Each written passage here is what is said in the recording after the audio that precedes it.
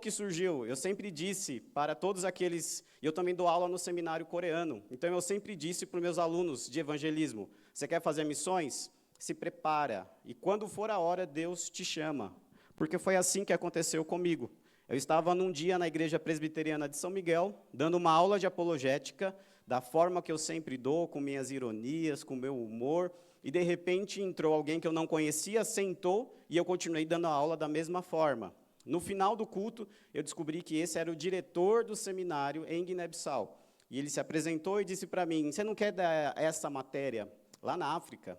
Eu falei, claro, porque a gente nunca acredita, porque sempre vem pessoas assim, o pastor Flávio deve saber disso, sempre vê pessoas que falam, você não quer fazer uma viagem missionária? E você sabe que aquilo não vai vingar, que é sempre mentira. E eu disse, claro, vou, claro que eu vou para a África. Vou sim, manda a carta para o conselho. No outro dia a carta chegou no conselho.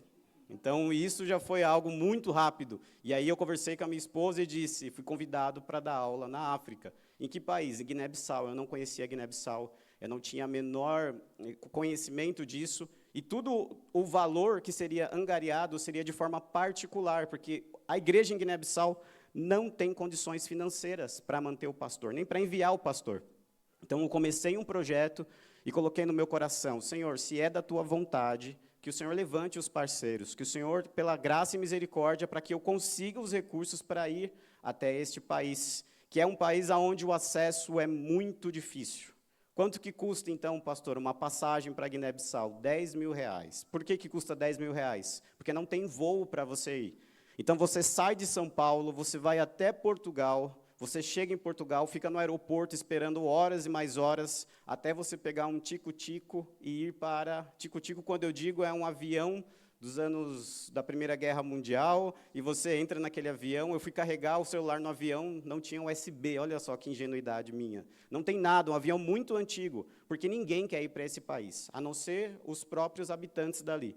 E você pega esse avião, orando para ele não cair, e vai até Guiné-Bissau. E quando você chega em Guiné-Bissau, a realidade é totalmente oposta daquilo que você vê. Na minha primeira viagem para Guiné-Bissau, eu voltei com sérios problemas psicológicos, porque quando eu cheguei aqui no Brasil, o choque de realidade é muito grande. A primeira vez que eu fui no mercado, eu ficava falando para o meu filho, olha que coisa boa, olha o tanto de coisa que a gente tem, e meu filho nem aí, porque aquele mercado eu fazia compra constantemente, ele não estava entendendo. Mas quando você vê uma realidade tão pobre, você volta com uma cabeça totalmente diferente, porque a pobreza está vigente no mundo, mas a gente não enxerga. E muita gente fala, pastor, mas o Brasil também é pobre. Irmãos, não se compara. O Brasil é pobre, a África é miserável, aonde as crianças, você olha e você sabe que elas não têm muitos dias de vida. E tem um detalhe em Guiné-Bissau, e aqui talvez muitos fiquem para fora disso. Você não pode chorar. Você não pode chegar lá e simplesmente olhar para uma criança e chorar, porque senão eles mandam você embora daquele local. Imagine você, alguém entrar na sua casa e começar a olhar para você e falar o seguinte, nossa, como você é pobre, né? Nossa, olha, aí começa a chorar, olha o carro que você anda, meu Deus. Você também ia ficar nervoso com essa situação. Então, é para pessoas que têm um coração ali que consegue se segurar. Então, eu não podia chorar na frente deles e tudo aquilo veio para o Brasil. Então, é algo que também traz as marcas no seu coração, traz as marcas na sua mente. E eu vou apresentar para vocês um pouco desse país, depois eu vou trazer uma reflexão breve sobre como nós podemos nos envolver, e, na verdade, não é podemos, nós não temos outra escolha como cristãos. Temos que nos envolver com missões. Primeiramente, dentro da nossa igreja. Um bom missionário, primeiro, ele serve a sua igreja, para depois ele servir fora daqui. Quem é, então, a África? Primeira coisa que nós temos, essa é a separação do que eu trouxe hoje. Parece muito, mas é de forma rápida. A África primeiro, depois Guiné-Bissau, os desafios e uma reflexão. Quando a gente fala de África, nós brasileiros estudamos pouco ou estudamos muito mal, porque a gente acha que é uma coisa só. A primeira vez que eu fui para a África e voltei, muitas pessoas falaram o seguinte, e aí, viu algum leão? Você viu alguma girafa? Você viu algum elefante? E eles pensaram que eu estava na África do Sul, que é um país. A África, na verdade, é um continente, e é um continente vasto, com uma etnia muito diversificada. Ano passado, eu fui para Guiné-Bissau por Marrocos. Marrocos, as pessoas são da minha cor. Eu fui confundido 5 vezes com um marroquino, com um árabe lá, por causa da minha cor. Então, quando você chega lá, é um contexto totalmente diferente, e Marrocos está na África. Então, nós temos uma diversidade muito grande no continente africano, aonde você tem brancos, loiros na África, e muitas vezes a gente não sabe isso. Se você gosta de futebol e já viu a seleção da África do Sul, você sabe do que eu estou falando. Muitas vezes você vê a África do Sul jogando e você vê um loiro jogando, e aquele preconceito brasileiro já olha e fala, mas como pode ter? Não, é repatriado, alguma coisa aconteceu. E ele é nacional daquele local. Então, a religião na África, 50% é cristã, e aí a gente já vai se assustar aqui, porque no Brasil a gente acha que existe na África um grande celeiro de macumba, de tradições, aonde qualquer lugar que você vai tem um terreiro, e eles estão batendo ali o atabaque, e nós achamos que é assim, sendo que não existe, deixa eu falar antes, não existe, as nossas religiões, elas não existem na África. Se você pegar todas as nossas religiões que dizem que são africanas, elas são afro-brasileiras. Elas foram criadas por nós, misturando o animismo com o catolicismo. Então, na África, você não vai encontrar ninguém no estado que a gente acha que é hoje. Grande parte é cristã, mas esse cristão tem uma pegadinha no meio.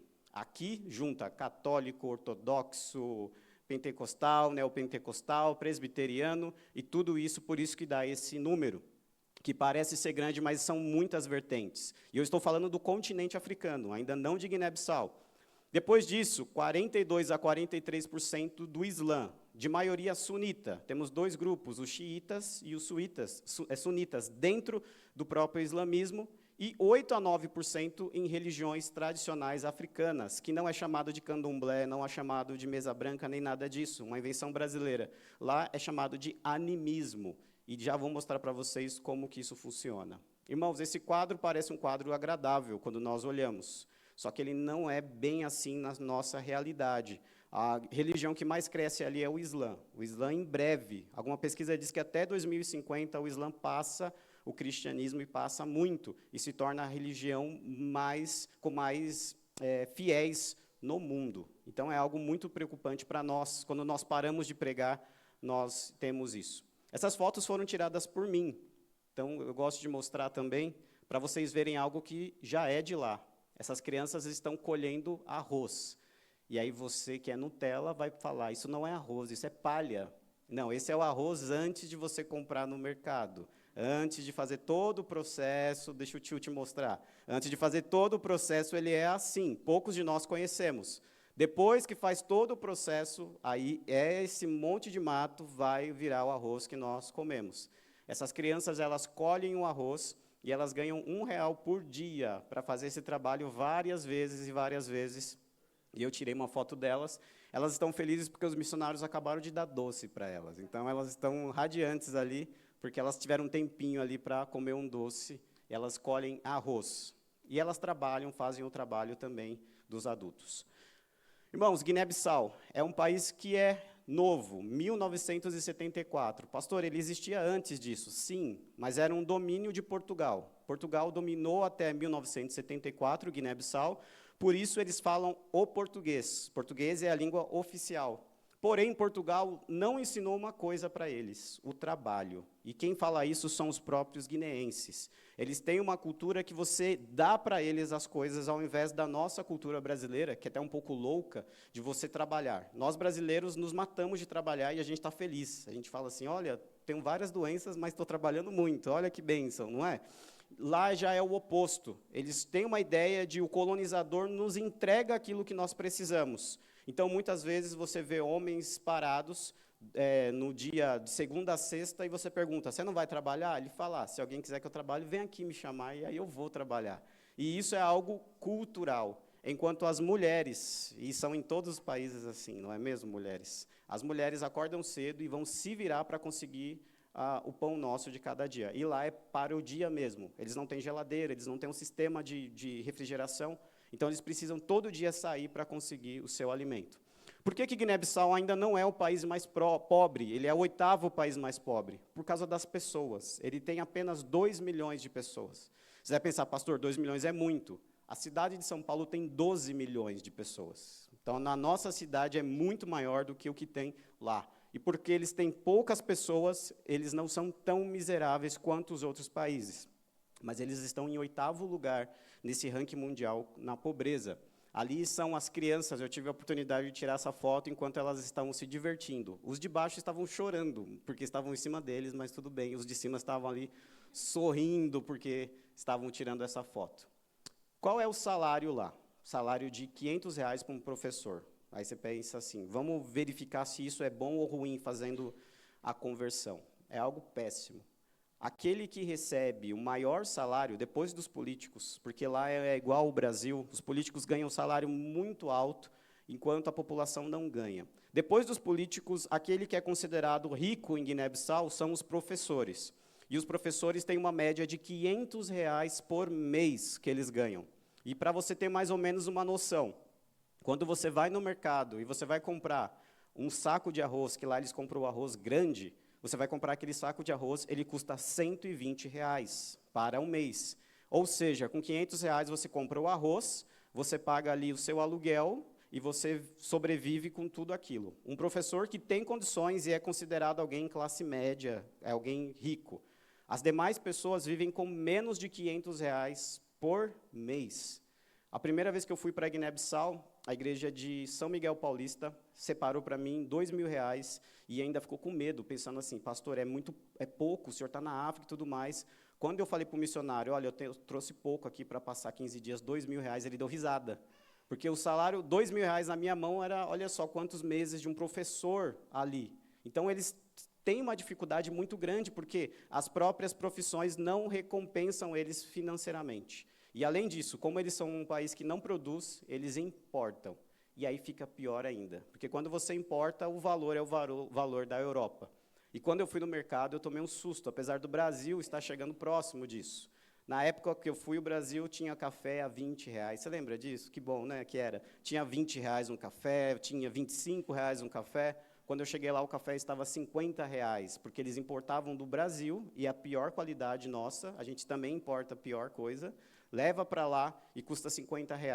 Para alguém que ganha 500, fica impossível você ter uma regalia. Então, a base alimentícia da população, eles comem só o arroz, uma vez por dia. E eles chamam de mata-bicho. Então, eles vão perguntar para você, já matou o bicho hoje? Por que matar bicho? Porque quando você está com fome, sua barriga faz um barulho, não faz? Geralmente. Então, eles dizem que tem um bicho na sua barriga. Então, se você mata o bicho, é uma vez por dia. Então, eles comem só o arroz uma vez por dia. E como que isso funciona?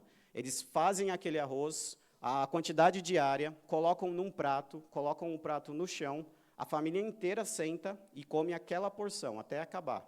Come com a mão, e a mão direita. Porque, como é um país de tradição muçulmana, a mão esquerda eles usam para se limpar, e a mão direita para comer. Por isso, você brasileiro que chegar lá e colocar a mão esquerda, vai apanhar muito deles, porque você está contaminando, é a mão direita. Você senta, você imagina um triângulo imaginário, e você vai comendo a sua porção, e o que está no meio vai caindo, e você vai comendo. Já tem o primeiro desafio para os irmãos. Quando chega lá, tem que comer com a mão, sentado junto com eles. E a maior honraria é quando um guinense pega da comida dele e dá para você, às vezes na sua boca. Então, se ele está te honrando, ele faz isso. Eu lembro que eu pensava assim, não precisa me honrar, fique tranquilo, eu sou alguém humilde, não precisa fazer isso. Mas teve um presbítero lá que ele pegou um frango com a própria mão, que estava até assim, não muito higienizada, e colocou no meu prato não, né, na minha porção, porque aquilo é uma honra. E eu falo, irmãos, Deus transforma o coração missionário, porque eu peguei, comi e não achei nada de mal. Não faça isso comigo no Brasil, que eu não vou gostar de você. Mas lá eu entendi. E quando eu desço em Guiné-Bissau, eu mudo a chave, porque é uma questão diferente. O banheiro lá é um banheiro que nós no Brasil não temos nem mais conhecimento disso, é fora de casa, então eles cavam um buraco, você faz a sua higiene lá, depois você tampa com uma madeira, com a madeira, e você tem que ir até lá, do lado de fora, fazer as necessidades. Por isso que a taxa de mortalidade é 47 anos. 47 anos é uma pessoa idosa em Guiné-Bissau. É uma pessoa velha, aonde não tem muito mais uma expectativa de vida. As crianças morrem muito cedo, até mesmo as crianças, algumas não são nem colocadas um nome até chegar aos 2, 3 anos, porque eles esperam para ver se a criança vai vingar. E aí, se a criança vingar, eles colocam o nome nela para que ela possa, então, agora ser considerada da família. Então, é um país que em 1974 ganhou a sua liberdade, mas uma liberdade onde eles não estavam preparados. Então, a economia do país é destruída. Quando Portugal foi embora, Portugal não é bonzinho, destruiu vários lugares dali, tirou tudo as suas riquezas, os seus postos, cortou relações em algumas vezes. E Guiné-Bissau, então, fica um país que não sabe trabalhar, que não tem uma cultura muito bem estabilizada, um país onde não sabe plantar, não sabe como ter a colheita, porque tem 6 meses de seca no país, então, em 6 meses, eles não plantam nada, enquanto nós, brasileiros, nós íamos fazer algum sistema de irrigação, de alguma coisa, para poder viver, lá eles simplesmente não comem, simplesmente não fazem nada, eles consomem apenas o arroz e já está de um bom tamanho. Qual é o idioma? Eles falam português, crioulo e dialetos. E o crioulo é uma língua criada por eles. O crioulo é uma mistura de francês com português e os dialetos de Guiné-Bissau. Então, eles misturaram tudo e eles falam esse dialeto mais do que o português. Mas, como eles foram colonizados pelos portugueses, a língua oficial do país que é ensinada nas escolas é o português de Portugal. Então, quando você chega para evangelizá-los, eles sabem o português. Entre si, eles conversam em crioulo. Você ainda consegue pegar um pouco por causa das palavras em português.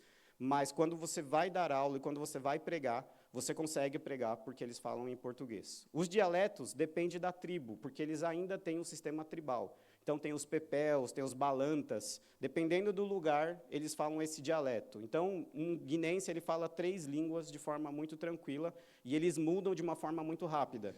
Muitos deles não sabem ler e escrever, mas sabem falar 3 idiomas, porque eles aprenderam no convívio entre as pessoas que estavam ali. Qual é a religião? A primeira religião que nós temos em Guiné-Bissau é o islamismo, 45% a 50%. Mas eu dou graças a Deus, porque é um islamismo fraco. Por que isso, pastor, você dá graças a Deus? Porque ainda o Estado Islâmico não chegou nessa região.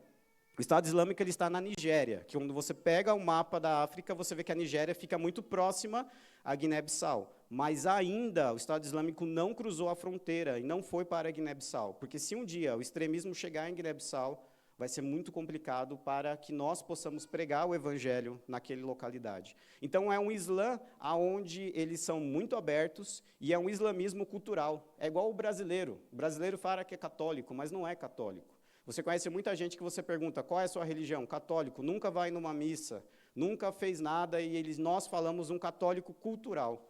Lá você tem um muçulmano cultural também. Por que eu digo isso? Dentro do Islã, nas 2 vertentes, você não pode consumir álcool de forma nenhuma. Você não pode usar nem álcool gel na sua mão, que já é perigoso. Então, você não pode consumir álcool, é algo totalmente proibido. E lá em Guiné-Bissau, eu vi alguns muçulmanos bêbados. Então, isso já mostra que é um islamismo que, em alguns lugares, eles não são um islã onde eles conhecem aquilo que eles estão fazendo, é algo cultural. E em algumas igrejas, os muçulmanos mandam os filhos deles para a igreja presbiteriana, quando tem, por exemplo, escola de férias, escola bíblica, quando vão dar comida na igreja, os muçulmanos de lá não se importam, eles mandam os filhos para a igreja porque eles acham que é algo mais social. E pela graça de Deus, nós estamos evangelizando, então, esses filhos, para que eles possam mudar a realidade do país. Mas, por enquanto, a maioria ainda é muçulmano. Segundo lugar, o animismo. O que é animismo? Animismo é quando você adora tudo aquilo que é inanimado. E lá eles têm uma grande adoração aos objetos. Então, eles têm, por exemplo, adoração às árvores, aos animais, e isso é muito complicado lá, porque os rituais deles são muito piores do que os nossos. Eu contei para um deles como que é a macumba paulista, que a gente conhece. Você conhece, eu tenho certeza disso. Você já passou em alguma encruzilhada, em alguma praça, e de repente você vê lá um pote com uma farinha, com uma bebida, uma água ardente, você vê lá um frango de padaria, você vê alguma coisa lá, os animais comendo, umas velas acesas, e se você é cristão, passa muito longe porque você tem medo daquilo, achando que vai pegar algo em você, mas não era para ter medo. Quando eu contei para eles como é feito aqui no Brasil, eles começaram a gargalhar. Falar, pastor, isso daí, o que é isso, pastor? Porque lá é muito mais, lá é o hardcore daquilo que nós vemos, porque lá existe até sacrifício de pessoas, sacrifício de crianças. Dependendo da sua etnia, nos lugares mais ocultos, já tem relatos aonde nós vemos ali, alguns pastores de lá contaram que já teve sacrifício humano. Então, lá o animismo ele é muito mais pesado. E eu acreditei porque é um pastor amigo meu, porque eu sou muito cético para isso, aonde ele disse que viu uma pessoa levitando. Quando ele contou isso, na hora, o lado presbiteriano nosso pensa, não aconteceu isso. Mas uma pessoa muito séria que disse que viu isso, e aí tem que comprovar e falar com ele, para você ver a força do animismo dentro dessas religiões. E o pior lá é quando alguém sai do animismo, porque como também é cultural, o cristão traz sobre si muito da cultura dele. Quando ele vai casar, então, ele quer fazer uma festa, quem manda na festa são os animistas. E aí tem muita dificuldade para fazer isso. E, por fim, 10 a 15% são cristãos. E nesses 10 a 15% estão os católicos, porque os portugueses que colonizaram, e também agora os presbiterianos.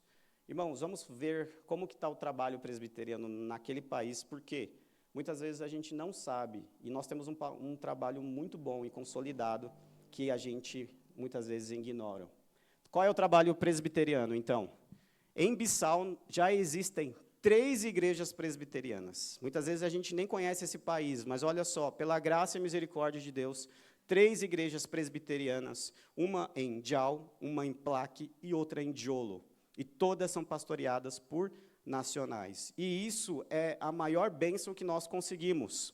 Porque quando você tem uma pessoa brasileira, um missionário, pastoreando uma igreja em Guiné-Bissau, se acontece uma guerra, se acontece algo do missionário morrer, se o missionário fica doente e ele tem que voltar para o Brasil, essas igrejas elas fecham, porque ninguém pode continuar o trabalho. Mas os missionários presbiterianos entenderam que a melhor forma de ter uma igreja é ensinando os locais, formando pastores nacionais, para que esses pastores, então, possam ficar cuidando da igreja sobre a supervisão dos nossos missionários, para que eles não preguem nada de errado, e, a partir disso, a igreja vai ser tocada pelas próprias pessoas que estão ali. Então, se hoje acontece uma guerra em Guiné-Bissau e os nossos missionários são retirados, as igrejas continuam funcionando da mesma forma, porque nós entendemos que a melhor maneira é cuidar desses pastores, é ensinar esses nacionais. No entanto, isso é um trabalho muito difícil, porque se a escola brasileira já é uma escola que tem dificuldades para você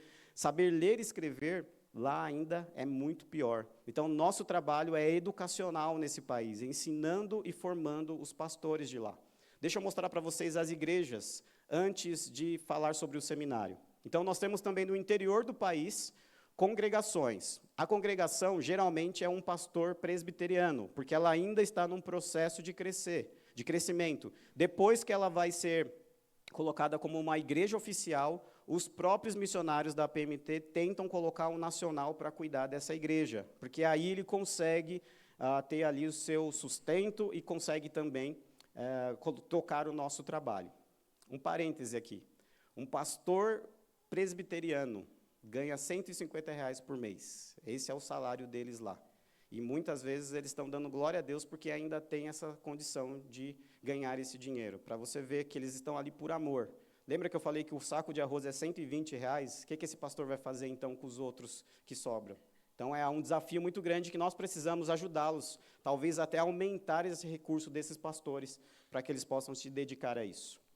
Primeira igreja que eu fui, ela é a Igreja Presbiteriana de Jolo. O mais engraçado é que ela fica num bairro chamado São Paulo. Então, eu estava lá em Guiné-Bissau, tinha uma placa, bem-vindo a São Paulo. Quando eu entrei, era uma favela. Falei, nossa, parece bastante. Então, São Paulo era uma favela mesmo, um dos bairros mais pobres de lá, chama São Paulo.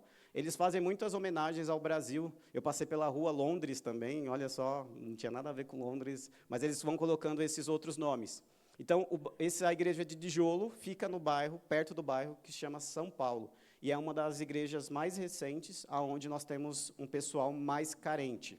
Ela é pastoreada por um guineense, chamado Pastor Roberto, tem uma foto dele aqui daqui a pouco, e quem apoia essa igreja são 2 missionários, o Paulo Serafim e a Maria, que são aqueles que me hospedam quando eu vou para lá. E a maioria dos membros são crianças.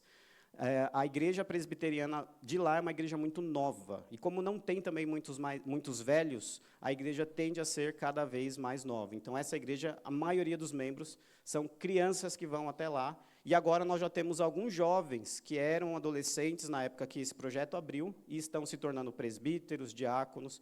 É um projeto muito novo. E esse trabalho ele é mantido também pela nossa igreja, Igreja Presbiteriana do Brasil. Aqui eu tenho algumas fotos. Ali sou eu pregando na EBD para os jovens, uma aula sobre Apocalipse. Lá eles têm muita... Aqui no Brasil já existe uma confusão muito grande do Apocalipse. Lá é muito pior, porque você tem os mitos. Então, eles têm muita dificuldade. Quando eu vou para lá, eu dou aula de Apocalipse, e ali eu estou sem tradutor, porque eu estou falando para os jovens. Os jovens sabem português, porque eles precisam ir para a universidade, eles precisam aprender o português. Então, eu não preciso de tradutor, eu falo com eles de forma muito tranquila. Do lado é a igreja, e ali no sermão, do meu lado ali, temos o pastor Roberto, que sabe português muito bem, porque ele é formado no nosso seminário. Então, ele faz a tradução, porque muitas crianças, que são crianças da periferia, não tiveram acesso à escola. Então, eles não sabem falar o português, e aí o pastor Roberto tem que fazer essa tradução para eles. E ali do lado eu coloquei uma palavra que talvez você não tenha visto, que chama Jumbai. Jumbai é algo que significa convívio agradável, que eles têm todo dia. É algo que nós não temos, e lá tem. O que acontece? Você vai sentar, depois do culto, debaixo de uma árvore. Vocês lembram como é que é isso? A maioria não, né?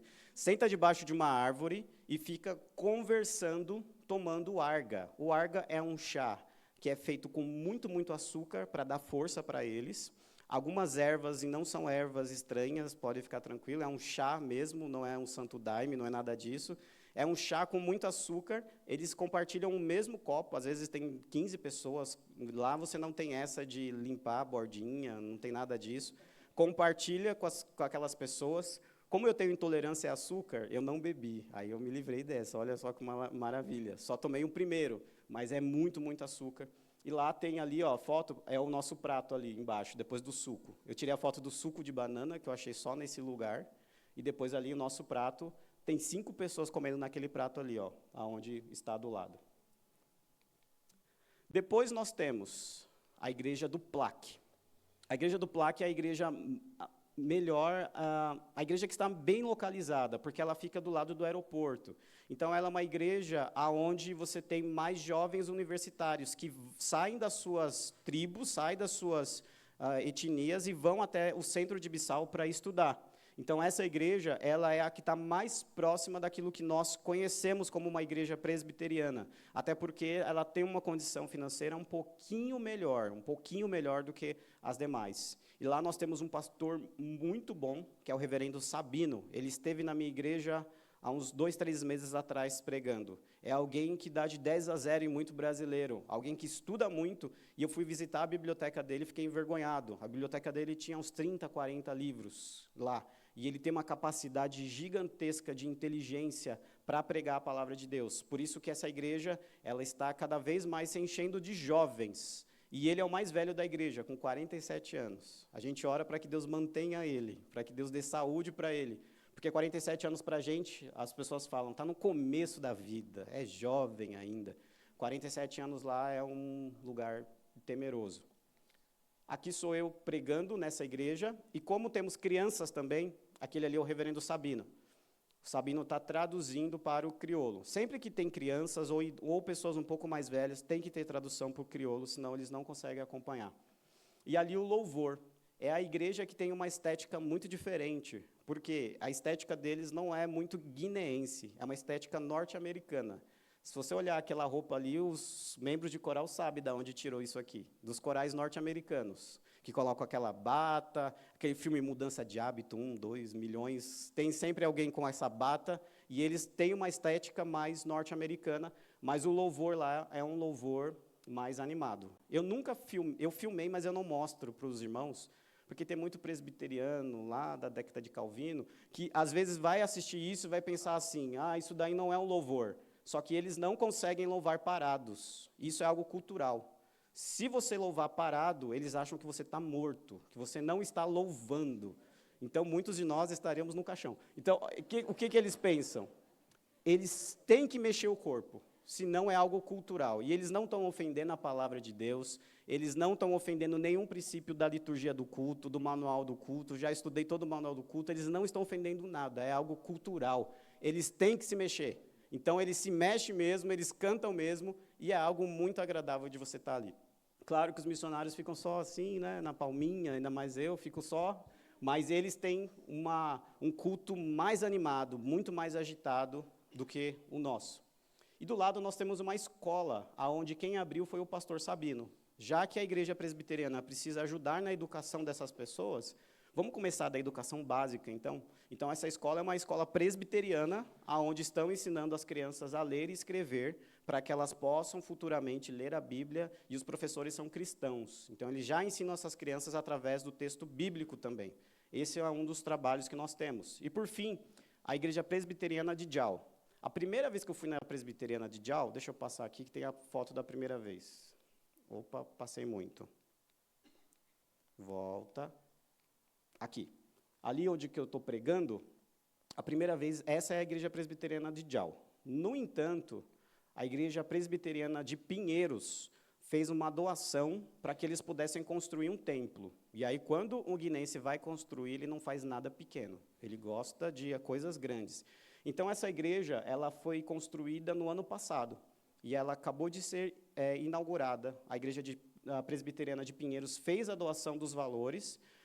Os pastores e missionários supervisionaram essa obra, e agora essa é a maior igreja presbiteriana do país. Então, nós temos uma igreja gigantesca naquele local pelo esforço da igreja brasileira. E, a partir de agora, eles estão num processo de conquistarem membros, porque quando a igreja era pequena, não cabia ninguém.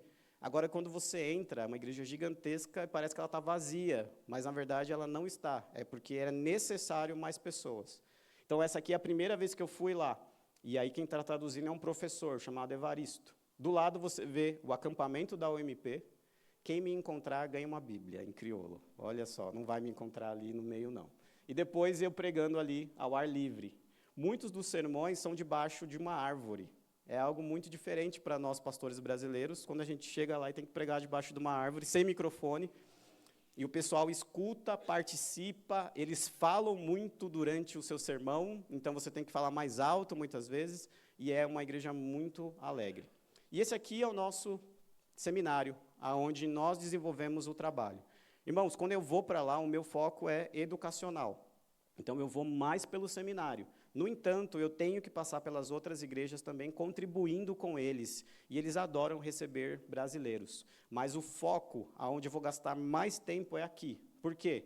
Nós temos o único seminário presbiteriano do país, seminário reformado, aonde nós estamos formando pastores nacionais. Por quê?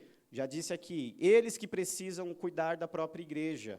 Só que nós temos um problema educacional no país. Uma vez eu estava dando aula, e um deles me perguntou, pastor, você falou que o pecado afetou o mundo. Como que isso acontece? Como que o pecado afeta o mundo? E eu disse, desastre natural, furacão, tsunami e tudo mais. E na cara deles eu via que eles não estavam entendendo. Aí eu perguntei para eles, você sabe o que é furacão? Eles falaram, não. Sabe o que é tsunami? Não. Você sabe o que é uma enchente? Não. Então, é um processo educacional que muitas vezes você tem que ensinar geografia para depois ensinar Bíblia. Muitas vezes eu tive que ensinar a história deles. Eu tive que ensinar a história do próprio povo, para que eles pudessem entender o meu contexto, para que eu pudesse, então, explicar a matéria.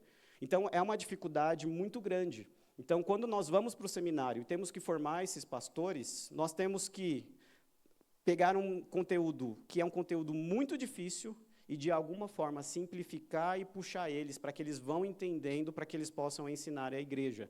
Então, nós temos ali 2 semanas, geralmente, ou 1 semana de intensivo, onde nós pegamos esses alunos de manhã e só vamos acabar de tarde, e nós ficamos ali debatendo teologia, ensinando boa teologia para eles, para que eles possam voltar para suas igrejas e ensinarem. E, juntamente conosco, não temos só alunos presbiterianos. Aqueles que estão com camiseta verde são os nossos alunos presbiterianos, porque, como bom presbiteriano, põe o uniforme e fica ali. Os demais não são alunos presbiterianos, são muitas vezes de igrejas pentecostais, neopentecostais, que nós temos a oportunidade de ensinar eles. Como só tem esse seminário, eles vêm. E aí, quando eles voltam para suas igrejas, muitas vezes pentecostais, neopentecostais, por exemplo, a Universal já está, infelizmente, em Guiné-Bissau, eles podem, então, pregar o verdadeiro evangelho para os seus compatriotas. Então, essa aqui é mais ou menos o que eu faço lá de forma acadêmica. As matérias que eu dou, a primeira matéria é apologética, que é defesa da fé. Então, o que eu preciso fazer? Eu preciso estudar muito sobre o Islã e sobre o animismo, para quando eu for lá, eu ensinar eles a defenderem a fé cristã do islamismo, defenderem a fé cristã do animismo. Então, isso faz com que o material que seja preparado seja muito extenso, muitas horas de estudo, para a gente conseguir chegar lá e ensiná-los a como evangelizar esses grupos. E muitos deles já fazem esse trabalho nos seus próprios bairros, aonde agora eles conhecem um pouco do islamismo e eles podem pegar os pontos de encontro e, então, evangelizar eles. E também sabem aquilo que foi ensinado de forma equivocada. Eu vou pedir para o pastor abrir aqui para mim, por favor. Por que de forma equivocada, irmãos? Como eles são animistas, muitas coisas que eles acreditam na teologia deles, ela tem um traço animista. Por exemplo, eles me perguntaram, pastor, como que a gente defende, obrigado, como que a gente defende a fé cristã? Porque eles dizem que não pode ter relações entre um espírito e uma pessoa, como os animistas falam que pode acontecer. Mas aí eles falaram assim para mim, mas o Espírito Santo teve relações com Maria. Como que a gente vai defender isso? E aí eu dei risada, porque eu achei que era uma brincadeira. E aí eu perguntei, mas espera, vocês acreditam nisso? Quantos aqui acreditam nisso? Todos eles levantaram a mão. Então, você tem que ensinar, além da apologética, o básico, que eu tive que mostrar para eles, biblicamente, que não houve relações, que foi um processo totalmente diferente, algo que nós brasileiros nem discutimos mais. A gente não tem problema com isso. Mas lá, culturalmente, eles têm a ideia de espíritos tendo relações com seres humanos. Por isso que os missionários que pregaram lá e pregaram de uma forma equivocada, não tinham um preparo, fizeram esse erro tão grande dentro da teologia. Então, nós temos que pregar também isso. E, por fim, eu tive a coragem e a loucura de ensinar Apocalipse para eles. Já é difícil ensinar na igreja brasileira. Na igreja de São Miguel, eu dei um curso de 6 meses de Apocalipse, e foi debate em cima de debate, debate em cima de debate. E agora, na Igreja do Bom Pastor também, 6 meses para ensinar Apocalipse. Lá eu tenho uma semana para ensinar Apocalipse para eles. Então, eu faço exegese do Apocalipse, que é ensinar eles como interpretar. E aqui temos um problema, que a maioria de lá acredita em diversas teorias, como aquele livro Deixados para Trás, que tem do Tim LaHaye. Então, muitos deles, a teologia deles é baseada no livro de ficção. E por isso, nós precisamos tirar primeiro todo o mito que ele tem, depois ensinar a palavra de Deus. E agora, pela graça de Deus, temos um mestrado lá, um mestrado também em apologética, aonde pastores capacitados do Brasil vão até lá ensiná-los. Temos a EBD e também o sermão. E por que você precisa ir até lá, pastor? Por um motivo básico. Não existe professor capacitado no próprio país para dar as matérias mais complicadas. Então, as matérias dentro do seminário, que precisa de um estudo maior e que precisa de um conhecimento maior das Escrituras, você não tem ninguém ali que consiga. Os missionários são muito bem capacitados, mesmo assim existem dificuldades. Por exemplo, como vai ensinar grego, como vai ensinar hebraico para essas pessoas, como que você vai fazer apologética, apocalipse. Por isso, no seminário, eles pedem para que pastores brasileiros, que tenham uma identidade um pouco mais acadêmica, possam doar do seu tempo para ir até Guiné-Bissau e ficar lá discutindo teologia durante o dia inteiro. Às vezes eu chegava em casa e não lembrava nem mais o meu nome, porque a discussão ela é muito grande e eles estão muito sedentos pela palavra. E isso é muito bom. Lá você não tem um minuto de descanso, porque é pergunta atrás de pergunta.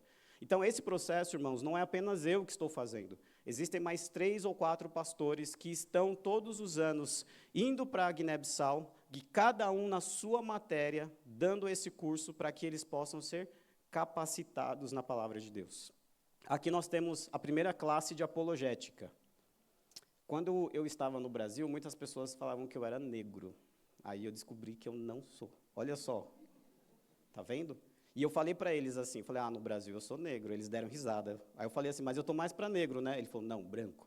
Então, Para eles, eu sou branco quando eu chego lá, não tem problema nenhum. Eu falo que eu sou pardo, porque meu pai é negro da cor deles. Então, pardo, afrodescendente, tudo mais. Essa foi a nossa primeira turma de apologética. Depois eu voltei em 2000, a primeira vez que eu fui foi em 2023 para dar apologética. Voltei em 2024 para dar exegese do Apocalipse. A turma é a mesma, mas nós temos pastores ali atrás que já se formaram, mas eles queriam aproveitar o curso de Apocalipse. Então eles também vieram a assistir.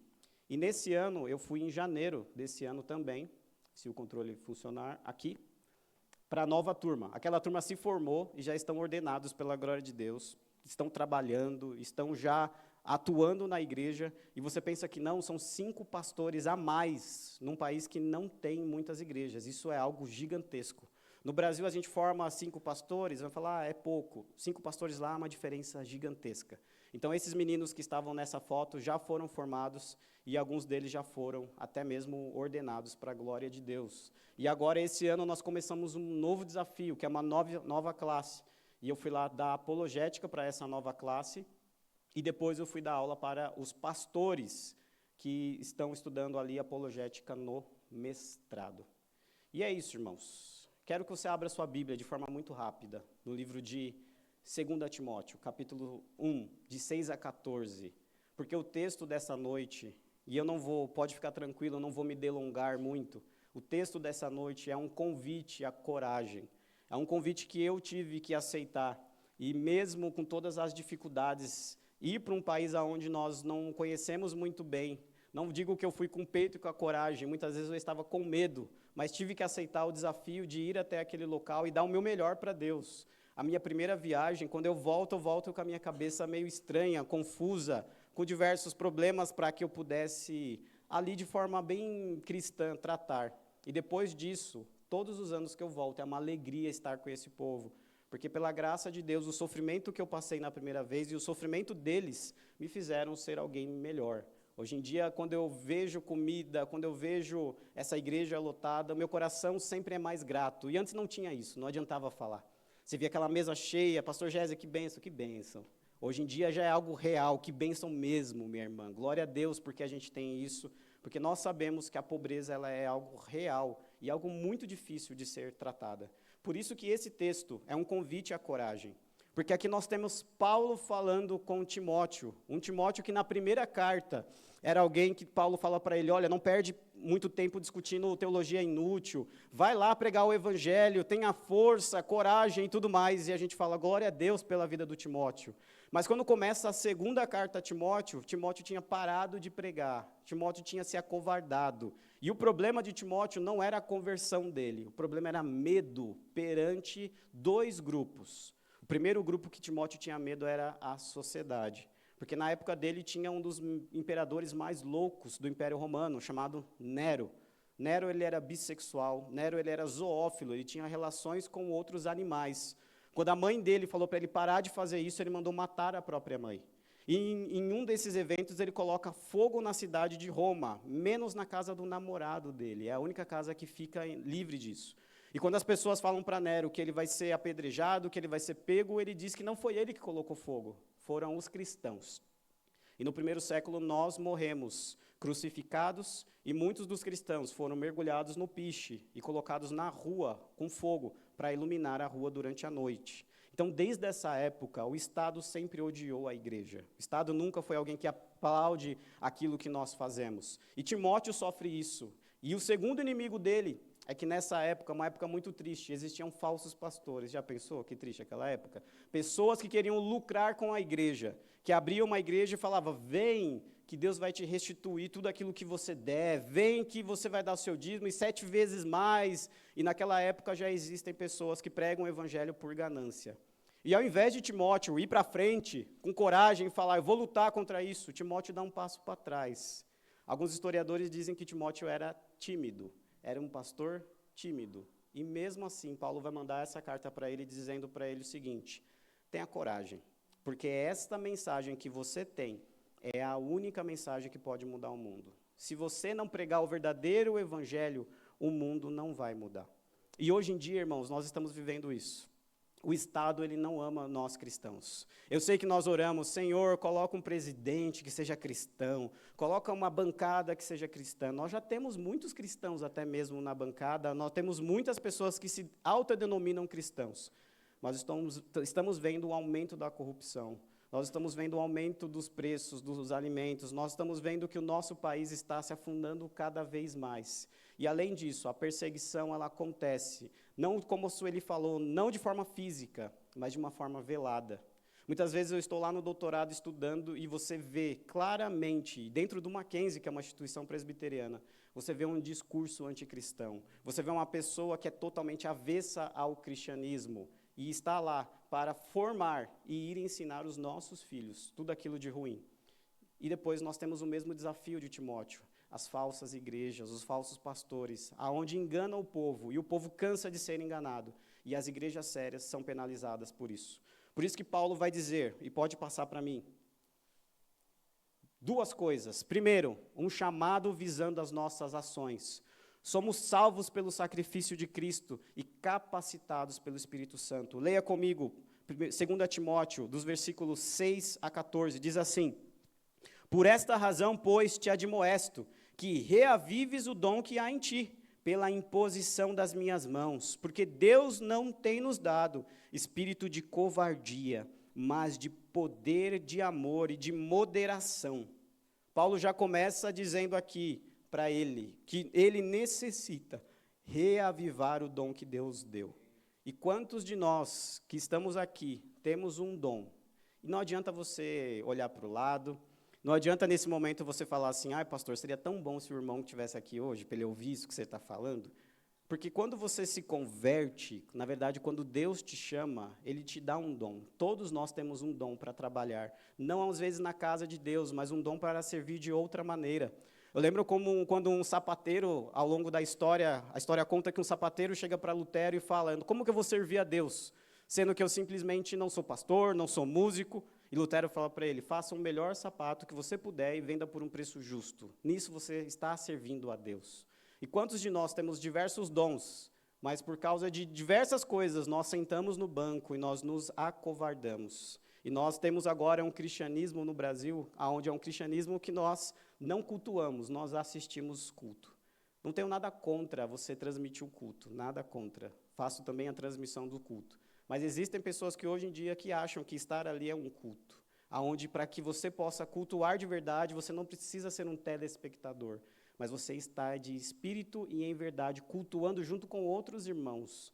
E quantos de nós, irmãos, viramos consumidores da fé? Quantas igrejas hoje em dia se parecem com shoppings, aonde você entra, pega um café, um latte macchiato, você senta e você olha lá e se você não gostou muito, você critica no seu Twitter, no seu Instagram, hashtag não gostei do pastor, e depois trocam aquilo e nós viramos consumidores. Vivemos numa época difícil. O que Paulo está dizendo para Timóteo cabe a nós. Quando foi que a igreja verdadeira começou a se acovardar? Nós precisamos ser corajosos. Por isso que quando eu olho para aquelas pessoas do vídeo, eu não vejo eles com olhos como se eles fossem tadinhos, coitados, covardes. Eu vejo aquelas pessoas como grandes heróis. Aquelas pessoas que estão morrendo pelo Evangelho, eu não choro por elas serem covardes. Olha, meu Deus, coitado. Eu choro por mim muitas vezes, que não passo nem pela metade daquilo que eles passam. E aquelas pessoas são heróis, que no dia do juízo final, lá em Apocalipse, os mártires serão louvados por tudo aquilo que eles perderam a vida por amor ao Evangelho. E nós, igreja brasileira, eles estão perdendo a vida, e nós? O que nós estamos fazendo por amor ao Evangelho? Por isso que Paulo vai dizer para ele, reavive em você o dom que há. O problema de Timóteo não é ser cristão, ele é cristão. Mas acima disso, Paulo diz que sabe que ele é cristão porque foi colocado as mãos perante ele, conhece até a família dele. Mas o problema de Timóteo era a sua covardia. E por que a gente não pode ser covarde? Por que eu não posso sentar aqui, pastor? E eu sou tímido igual Timóteo, então eu tenho uma desculpa, não é mesmo? Não. Então eu posso não fazer nada, simplesmente, e está tudo bem, não é, pastor? Não está, irmãos. Porque do versículo 9 a 10 vai mostrar o evangelho que nós servimos.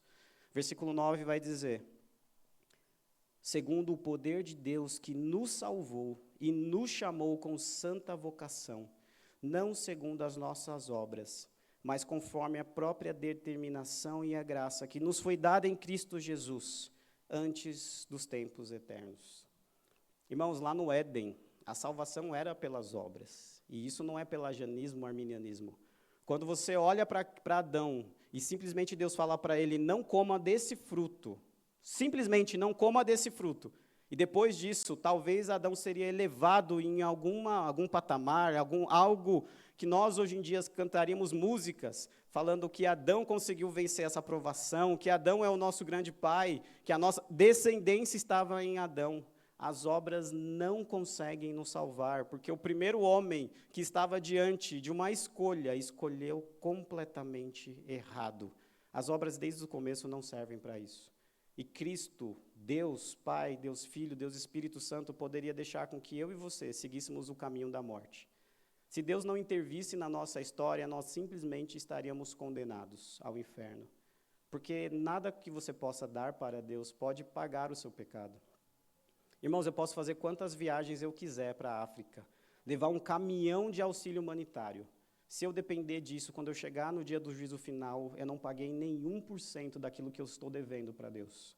Porque o nosso pecado é algo grotesco. O nosso pecado é algo que nos afasta de um Deus que é santo, e a santidade dele iria nos consumir e nos matar. Ou seja, nós estávamos condenados dos nossos pecados e dos nossos delitos. E se Deus não fizesse algo, estaríamos todos nós numa cruz também sofrendo uma justa punição, porque merecemos isso. Mas em Gênesis 3 nós vemos que o próprio Deus coloca sobre si, através do seu Filho, a responsabilidade de nos salvar. E agora a salvação vem pela graça. Quando Jesus morre no nosso lugar, ele nos dá de forma gratuita aquilo que é dele. Ele toma sobre si o nosso pecado e ele nos dá a filiação que ele tem perante o próprio Deus. E nós deixamos de ser criatura e nós nos tornamos agora filhos de Deus. E essa é a única mensagem que pode mudar o mundo. Só que se a igreja estiver calada para essa mensagem, o mundo vai apodrecer cada vez mais rápido. Quando você fala, pastor, a sociedade está caindo cada vez mais, né? A culpa é nossa. Quando você fala, pastor, as escolas estão cada vez piores, ensinando cada vez coisas mais estranhas. Eu sei, irmão. A culpa é nossa. Pastor, o nosso sistema de política e tudo mais está cada vez pior. Eu sei, irmão. E a culpa é nossa. Porque em algum momento os cristãos se calaram. E quem fala mais alto são aqueles que têm na sua voz a boca do dragão, da antiga serpente que é o próprio Satanás. Irmãos, existia uma época que nós cristãos construíamos hospitais. Existia uma época que as maiores universidades foram construídas por cristãos. As maiores universidades na Europa e nos Estados Unidos foram construídas por nós, cristãos. E hoje em dia, aonde nós estamos, cada vez mais nos acovardando. Mas a única forma desse mundo parar, a única forma desse mundo não ser destruído é se nós voltarmos a ter coragem. Porque existe um texto bíblico que vai dizer que nós somos luz do mundo e sal da terra. E qual que era a função do sal no primeiro século? Não era dar um sabor. Uma vez eu já vi um irmão falando, pastor, nós somos sal da terra, porque os cristãos dão um sabor no mundo, né? Imagina só, uma comida podre, e aí você vai dar um sabor naquilo que está tudo podre. É isso que é ser sabor no mundo? O sal naquela época era usado para preservar a carne. Você tinha carne e você não tinha geladeira para colocar. Você salgava aquela carne e ela demorava mais tempo para apodrecer. Ela ia apodrecer, mas demorava mais. Nós somos cristãos, o sal da terra, mas parece que a carne que nós deveríamos proteger está bem podre e está se apodrecendo cada vez mais rápido. Irmãos, eu não estou aqui para contar uma frase vitimista. Eu estou aqui para te encorajar, para que nós tenhamos uma mudança significativa. Porque do outro lado do mundo, pela graça e misericórdia de Deus, a igreja está crescendo. Na África, você vê conversões em massa. Você vê pessoas que, de repente, têm um sonho, vão para a igreja e lá ouvem a palavra de Deus e se converte. Você vê que Deus está buscando aqueles que são seus. Mas nós também temos que fazer a nossa parte, porque ao contrário deles, aqui no Brasil, o censo diz que o cristianismo cresceu, mas é uma falsa inflação. Nós temos que voltar aos primórdios e pregar a verdadeira palavra. Porque no final Paulo vai dizer para Timóteo que ele está morrendo. E não é uma doença. Paulo vai dizer para Timóteo que o meu tempo já se acabou. E se você, Timóteo, não acordar para a vida, quem vai pregar o verdadeiro evangelho? Essa carta de Paulo foi escrita quando ele estava preso em Roma. Depois de algum tempo, ele foi decapitado nas mãos de Nero. Paulo estava falando para Timóteo, eu preciso que você acorde para a vida e pregue o evangelho. Caso contrário, o que será das próximas gerações? E fica aqui minha pergunta para vocês. O que será das nossas gerações? Tenho 2 filhos, um de 5 anos e um de 2 anos. O que será da geração deles, se a minha geração não pregar o verdadeiro evangelho? Como que será a escola do meu filho daqui a alguns anos? Como que será a escola dos seus filhos, dos seus netos, se nós pararmos de pregar o evangelho? O que Paulo vai trazer para nós é um convite à coragem. E a minha oração hoje é que vocês tenham coragem para lutar, para voltar a aquecer o dom que tem em você. Muitos de vocês pensam, pastor, mas eu não sou missionário, eu não consigo pregar, eu consigo limpar um banco de igreja. Glória a Deus, precisa disso, senão a gente não consegue ter uma igreja boa. Pastor, eu não consigo ajudar em mais nada, mas eu sou advogado, eu posso ajudar pessoas que precisam de mim, glória a Deus. Pastor, eu consigo fazer pão, é isso que eu sei fazer, glória a Deus. A gente precisa do seu pão também, muito bem feito, porque a igreja tem uma multiforme graça de dons, e muitas vezes nós estamos calados. Que possamos hoje ter coragem para agir. No final, eu quero deixar com vocês, e não é uma forma de induzir vocês a ajudarem, não precisa, se for isso, fiquem apenas com a mensagem. Mas aqueles que quiserem ajudar com a missão que eu tenho em Guiné-Bissau, aqui eu deixo o número do Pix e de tudo mais que é necessário. Por quê, irmãos? Porque eu não tenho ajuda da igreja presbiteriana em si, mas eu tenho ajuda de irmãos que simplesmente abrem o coração e fazem as doações. Para que eu possa viajar até esse país, o gasto é de mais ou menos R$10.000, que eu tenho que tirar do bolso para isso acontecer. Além disso, nós temos mais ou menos um gasto de R$2.000 a R$2.500 dentro do país para poder nos alimentar sem tirar dos missionários. Quando eu chego lá, os missionários falam, não, vem para cá que você fica em casa e não precisa, mas eu não posso tirar a alimentação deles, então eu levo uma oferta para eles também, para que eu não consuma os recursos que já são poucos. Se você quiser fazer parte disso, está aqui. E eu sou alguém que eu tinha muita dificuldade de pedir dinheiro, e tinha muita dificuldade de acreditar que ia acontecer. Até que no ano passado, eu falei para minha esposa, olha, eu vou colocar a campanha de novo, mas eu acho que dessa vez não vai. E aí, no primeiro dia que eu coloquei a campanha, chegou um irmão de São Miguel e falou assim, pastor, tira a campanha, eu vou doar a passagem inteira. Aí, quando ele fez isso, amém, pode ser você também. Então, aí, quando ele fez isso, eu falei para a Dani, nós precisamos ter mais coragem, precisamos ter mais fé, porque Deus sempre levanta os parceiros. No próximo ano, 2026, eu não sei a data, porque depende do ano letivo, mas desde já, irmãos, façam, anotem o Pix e um detalhe, se você está com desejo de doar, faça a doação imediatamente, porque eu já vi muita gente que tira foto e tudo mais. Quando chega os problemas da vida, aquilo vai fazendo com que você não consiga doar nada para Deus. E eu sei disso porque nós passamos por isso também. Então, que Deus abençoe, agradeço muito e que vocês saibam que essa igreja é parceira. Em todas as viagens que eu fui, o conselho da igreja contribuiu. Todas as viagens que eu fui, por isso eu agradeço muito, agradeço ao pastor pelo convite. E se vocês quiserem conversar mais sobre Guiné-Bissau, depois eu estou aqui à disposição. Deixa eu orar por vocês e por mim. Senhor, queremos primeiro pedir perdão, Pai, porque muitas vezes somos covardes. Quantas vezes, Deus, o nosso dom está escondido? Quantas vezes nós olhamos para as pessoas que estão ao nosso redor e por causa das circunstâncias da vida, por causa de circunstâncias muitas vezes da igreja, por causa de circunstâncias do mundo, nós não queremos te servir, escondemos o nosso dom, sabendo que isso, Deus, será algo cobrado por ti, lá no juízo final. Deus, não nos deixe, Pai, esconder os nossos talentos, mas pelo contrário, que nessa noite, nossos irmãos que estão aqui, a liderança dessa igreja, eu, os pastores do nosso presbitério, as demais igrejas, possamos, Deus, reanimar, Deus, reavivar esse dom que existe em nós e no nosso povo, para que possamos fazer a diferença no mundo, Pai. Quantos países sofrendo, Deus, precisando de brasileiros lá para ajudá-los. Mas não precisamos ir tão longe, Pai. Quantos da nossa própria nacionalidade, quantos do nosso próprio povo estão hoje sofrendo, Deus? Quantos ao redor dessa igreja, quantos jovens, Deus, que poderiam estar aqui conosco, estão nas adegas se embriagando, estão, Deus, fumando, usando drogas entorpecentes, tentando, Deus, colocar e preencher um vazio que existe no coração deles e não conseguem, porque esse vazio só pode ser preenchido com o Teu Espírito Santo. Que as nossas igrejas, Pai, possam acordar e buscar o perdido. Que as nossas igrejas, Deus, possam ter coragem de enfrentar, Deus, até mesmo se for necessário o governo, com as leis, Deus, que são contrárias à Tua palavra. Oh, Deus amado, nos ajude a lutar contra o aborto, Pai. Crianças morrendo e nós nos calamos.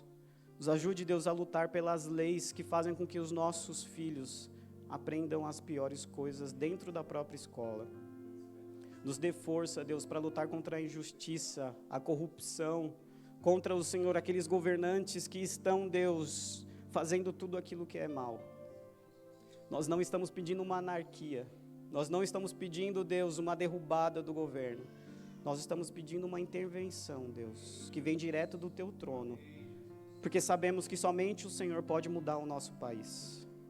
Porque somente a Tua palavra pode entrar, Deus, de encontro com as necessidades do nosso povo. Por isso, Deus, nessa noite, nos dê coragem. Abençoe, Deus, a igreja presbiteriana em Guiné-Bissau. Que o Senhor possa cuidar dos pastores. Que o Senhor possa abençoar e levantar mais recursos para eles, Pai. Para que esses homens tenham o necessário para suprir as necessidades básicas da família, Pai. Não deixe que falte comida, Deus, não deixe que falte roupa para eles, não deixe que falte, Deus, o meio de transporte para esses homens trabalharem para a Tua honra e para a Tua glória, Pai. E abençoe, Deus, esse país, para que ele possa ser transformado pelo Evangelho, Pai. Proteja, Deus, Guiné-Bissau dos extremistas, Pai. Proteja, Senhor, esse país de tudo o mal que está ao redor dele. E que Guiné-Bissau faça a diferença na África. E que nós possamos, Deus, ser testemunhas e instrumento em Tuas mãos para isso. É o que nós te pedimos no nome de Cristo Jesus. Amém.